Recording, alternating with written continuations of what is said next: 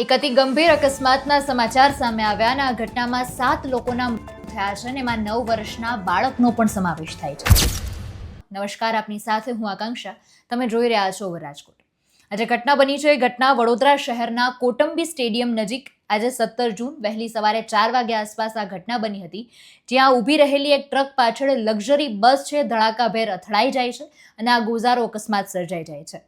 આ ભયાનક અકસ્માતમાં 7 લોકોના થયા છે. એક 9 વર્ષના બાળકનું પણ મૃત્યુ થયું હોય આ રીતના સમાચાર પણ સામે આવ્યા. 27 જેટલા લોકો ઈજાગ્રસ્ત થયા છે. તેમને વધુ સારવાર માટે હોસ્પિટલ ખસેડવામાં આવ્યા છે. વડોદરાની SSG હોસ્પિટલમાં અત્યારે સારવાર માટે તેમને ખસેડવામાં આવ્યા છે. બાલાજી ટ્રાવેલ્સની આ લક્ઝરી બસ હતી. રાજસ્થાનના બાંસવાડાથી સુરત જઈ રહી હતી અને તે દરમિયાન વડોદરામાં આ અકસ્માત સર્જાયો હતો. બસમાં અનેક મુસાફરો ફસાયાની માહિતી મળતા જ બચાવ કામગીરી માટે તંત્ર પણ ત્યાં દોડી ગયું હતું.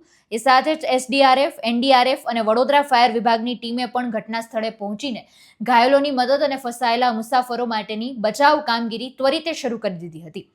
અકસ્માતમાં જે મૃતકના નામ છે એ પણ સામે આવી ગયા છે. વિનોશભાઈ ડામોર, તેમની ઉંમર વર્ષ 30, મુકેશભાઈ ડિંડોર, ઉંમર વર્ષ 34, પ્રીત ભાટિયા, ઉંમર વર્ષ 9, મહેન્દ્રકુમાર પંડ્યા, ઉંમર વર્ષ 68, પિંકી ભાટિયા, ઉંમર વર્ષ 36, હરજિંગભાઈ કટારા, ઉંમર વર્ષ 30 અને એક હજુ પણ પુરુષ છે તે પણ મૃત્યુ પામ્યો હોય આ રીતના સમાચાર સામે આવ્યા. તે દ્રશ્યો સામે આવતા હૃદય હચમચી જાય એટલો આ ગોજારો અકસ્માત છે.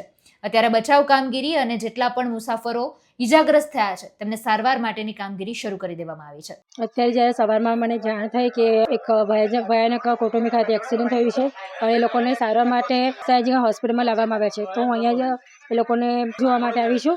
તો એ લોકોને અત્યારે ઇમરજન્સીમાં ટ્રીટમેન્ટ ચાલી રહી છે અને 6 લોકો ઘટના સ્થળે હતા અને એક જણનું અહીંયા હોસ્પિટલમાં આવ્યા પછી અત્યારે પૂરી ટીમ SSGની પૂરી ટીમ ડોક્ટરોની સારવાર માટે ઉભી રહી છે. ફાયર કંટ્રોલમાં કોલ મળ્યો હતો. 4:30 ની આજુબાજુ અમારી વડોદરા ફાયર બ્રિગેડ ERC ની ટીમ આવેલ હતી. સેકન્ડ ટર્નઆઉટમાં 5 વાગ્યાની આજુબાજુ પાણીની ટીમ આવેલ હતી. અહીંયા આવીને અમે જોયું તો ઓછામાં ઓછા Vadodara fire brigade, NDRF team, Vadodara fire બ્રિગેડની 2 ટીમ, એની સાથે અમે ઓછામાં ઓછી આશરે 25 જણને રેસ્ક્યુ કરેલ છે. આપણે એકચ્યુઅલ 5 કાઢેલ છે. હાલમાં અત્યારે વ્હીકલની થોડું મતલબ એનું કામગીરી ચાલુ છે હટાવવાની. ઓપરેશન પૂરું થઈ ગયું છે.